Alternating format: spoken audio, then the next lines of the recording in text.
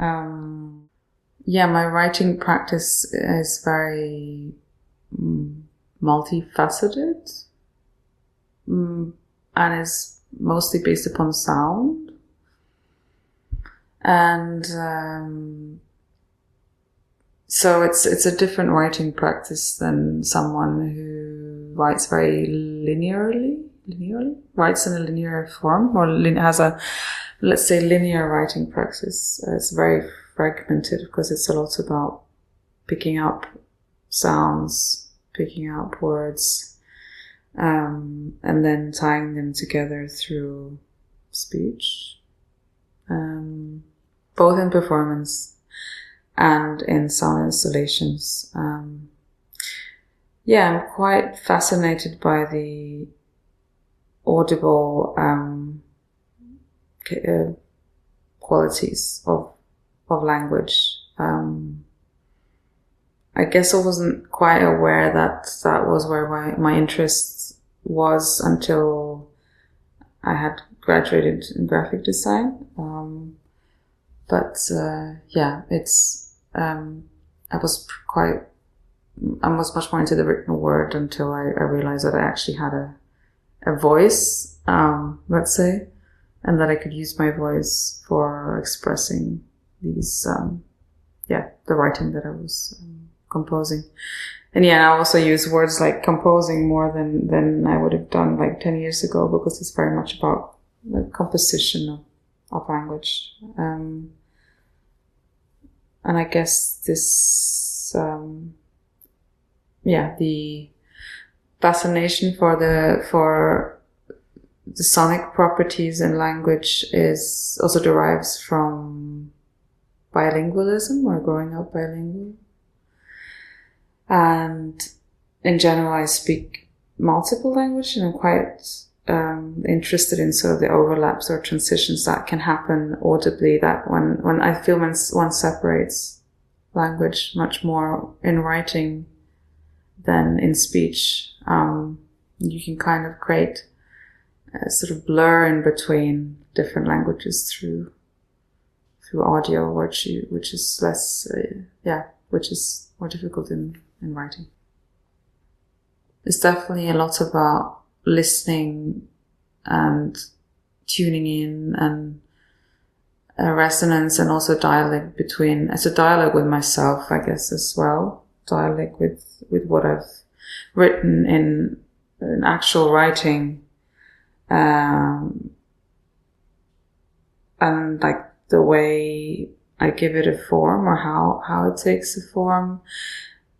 Also, I realize that if I spend too much time preparing the works through writing and not through speech, like I say, I'm not actively performing so much, I lose touch with the work. So the performance also gives me this opportunity to realize that it sort of gives actually the idea of the word as flesh, like it gives the words a more physical form when I perform them, and it also makes me understand the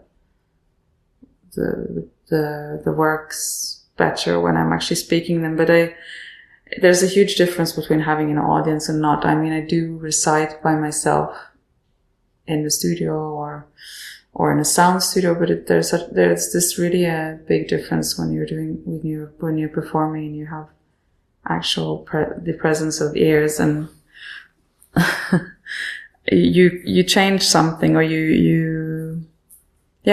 it's interesting, because in reality it is the same. You're still reciting the same text, but something just happens in that meeting point, which is quite different from a sound installation, where it's an open space which is transitory, or people can enter and leave as they want, and the performance is very much in the moment and exists there and then, which I think it's nice to also work between these two, just sort of more stable, the containing sound, containing speech in a sound installation, and working with space, and then in a performance it's more about working with time working with a moment, and gives also more room for so the unexpected or the unplanned.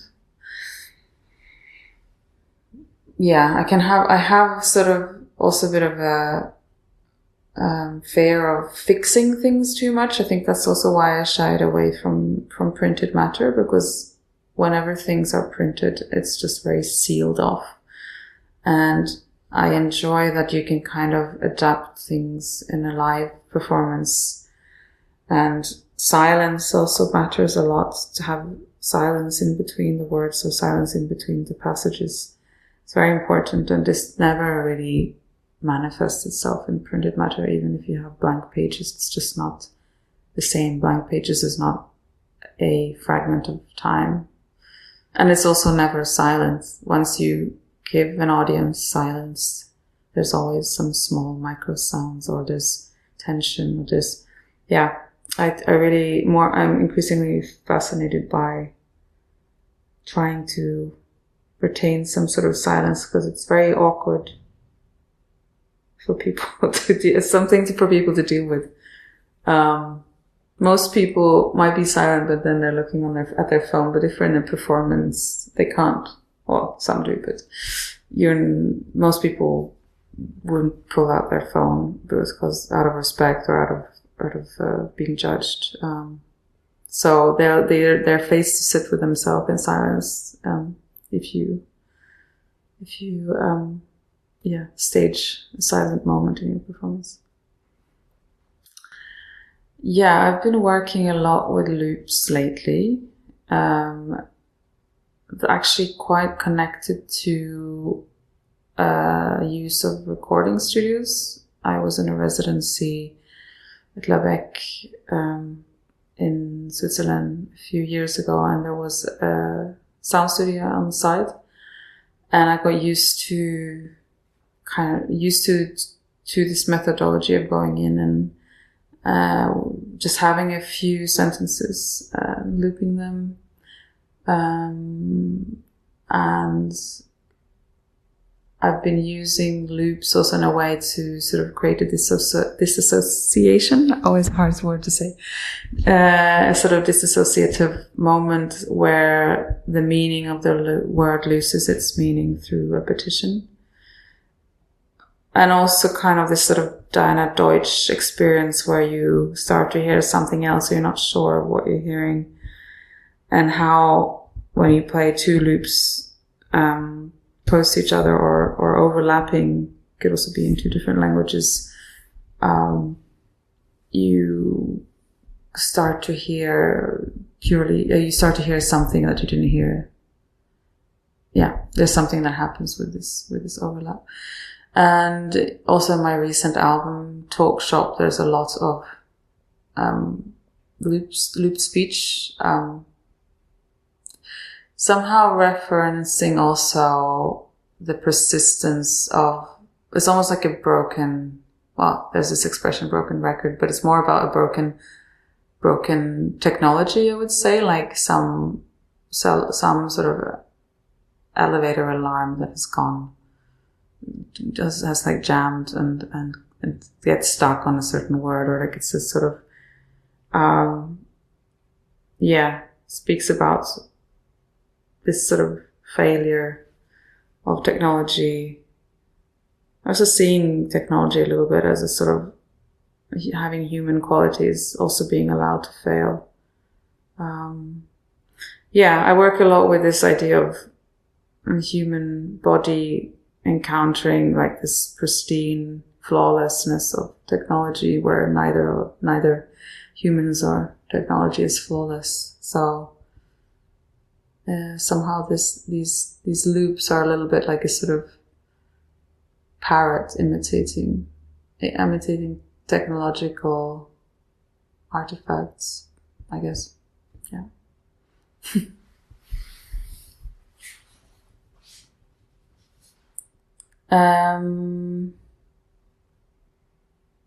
The voice is an extrinsic part of the body. However, it's literally just left the body. So it's almost like, it's interesting to work with speech in that sense, that it's also like you can't erase it. I think we're now getting so used to correcting and AppleZ and being able to correct. I think that's also why a lot of people fear phone calls, because you have to say, kind of rewind and erase anything. I think it's an interesting aspect of speech. This idea of it being delivered by the body, and it's very much about the here and now.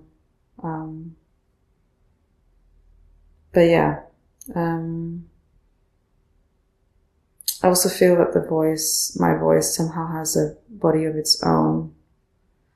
It always has. Any voice has a body of its own, and mine has really a life of its own, because I know that for many people, it's that part of me that exists.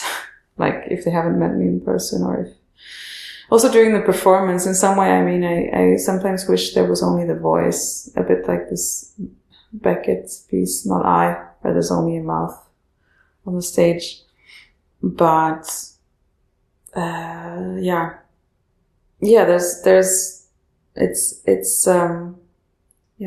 that's what I can say. It's definitely about disembodiment, my practice, or a sort of idea of wanting to disembody in some way.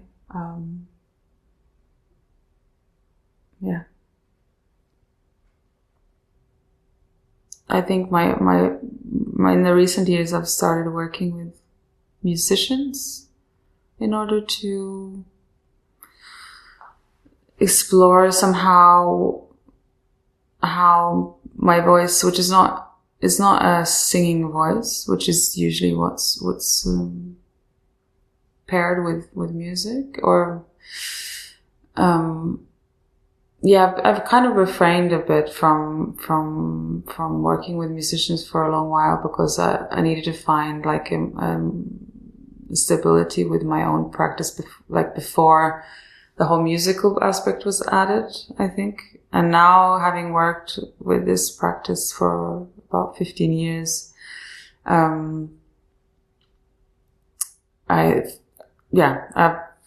it's been a side of my practice that I've developed, working with two organists, Arkbro and Hampus Lindwall, on creating, some meeting point between the very heavy, clumsy, well, not clumsy, it's a very sophisticated instrument, but it's a huge instrument, the organ, and also belongs to very much to a certain context. It's a religious instrument, and it's also a very, I feel like everyone, when I talk about organs, everyone has a relationship to organs.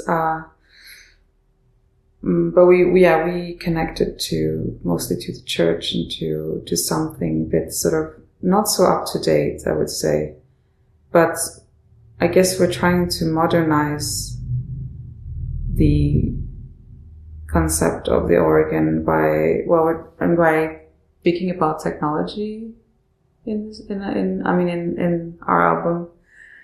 How do I know if my cat likes me? It's very much about the aspects that I mentioned earlier, these like technological failures and the computer having a sort of dialogue with itself, being lost, that sort of lack of identity, a loss of identity, which I think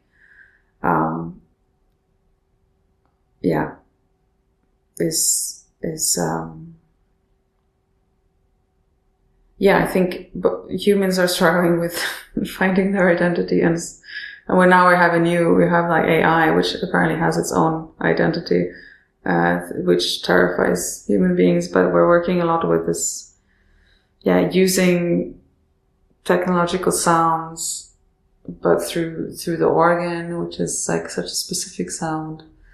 My voice, which somehow is depending on the organ, lung, but I'm speaking in a sort of robotic way, although it's very clear that I'm a human as well.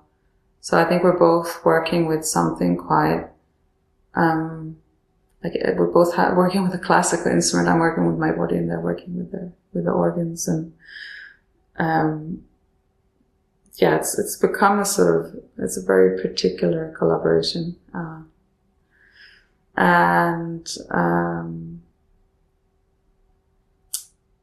guess these I don't know if I would use the word collision, but definitely, always trying to sort of express maybe something,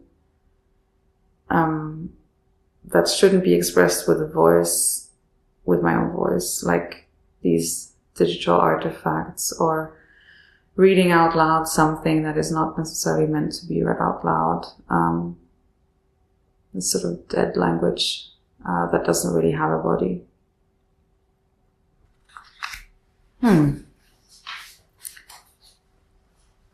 Well, that's very much a topic of the day, I think, it's interesting. When I started out working with my voice, there was no artificial intelligence, but I think the voice has become a very important topic within this discussion about artificial intelligence and who owns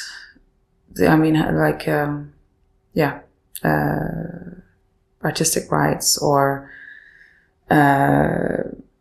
I've tried to use a program where you can you can place a sample of your voice recording and you get a automated version of your voice, which is terrifying. Was a friend of mine who did it, and I told him to erase it because I also don't want it to be stored there. But I guess it's in the end inevitable. Anyone can find a performance of mine, and things are downloadable. There's always some way to use it. I guess the artificial intelligence voice is coming up to a level where it sounds quite human. At the same time, it doesn't have a body. This idea of the voice without the body is, I think that's also quite at the center of the discussion, because that is basically what AI is. It doesn't have skin, flesh, veins, all these things that we have. It's immortal. But this voice that it manages to create, that is somewhat human, I think it's been a threat to humans for a long while, ever since technology was developed. Like you have it in the 2001 Space Odyssey, where the antagonist, let's say the evil on the spaceship is represented through a bodiless voice. I think that fear kind of lingers in today's discussion about artificial intelligence and the use of voice, use of its voice and use of other people's voices. I heard that I guess the job market for audiobooks and all these things has also become much smaller. Unless you're a famous actor or actress, you can really just do this very easily with an automated voice, rather than hiring someone for 50 euros an hour or something. I'm not sure I'm very terrified I'm not terrified of it myself somehow. I don't really see how AI would like replace me as an artist working with my voice. It would be a bit strange if there were like bootleg artworks of mine produced by AI, or I would even find it funny. Yeah, but I haven't also really used it necessarily in my practice, like used robotic or like artificial voices. I'm not sure it's something, I think it's already addressed in my practice in itself without me having to actually use those voices. Yeah.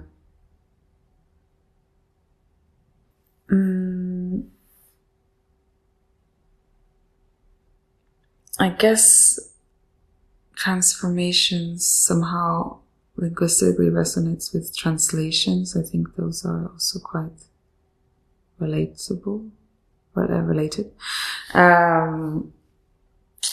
Yeah,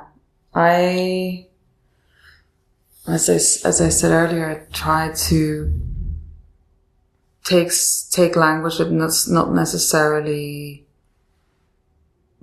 I'm kind of recontextualizing it in a somewhere where it's maybe not supposed to be. Already being an artist, you're working with placing things out of context, I think. Kind of creating some sort of obscurity or airiness or, yeah, I think it's very much about, turning things on its head. And, I think what people recognize the language that I'm using and can relate to it because they have read it or heard it somewhere, but maybe they didn't really, it wasn't placed into the context of art or music. And, yeah, I guess I'm translating what I experience linguistically as a human being, into another form. And yeah, trying to see how it can be given sort of a new format or a new context through speech and through sound.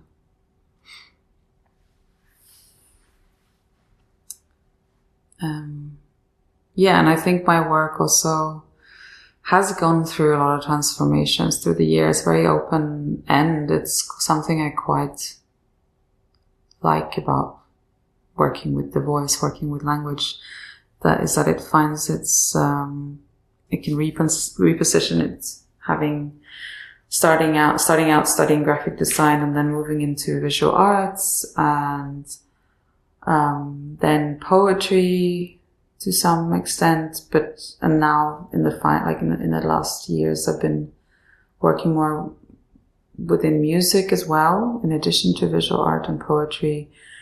And so it takes on many forms, and I'm not only bound to the visual arts world and practice, which can also feel very limiting. I'm quite satisfied with not being limited by formats or scenes or locations necessarily. I think it's quite, it also just drives my work a lot to be able to place my work in different contexts. I think, the main interest for me in my practice is to learn new things and discover new things. I wouldn't like to do the same exhibition over and over again, or like the same album or the same, I'm not so, it's very shape-shifting, I think, my practice.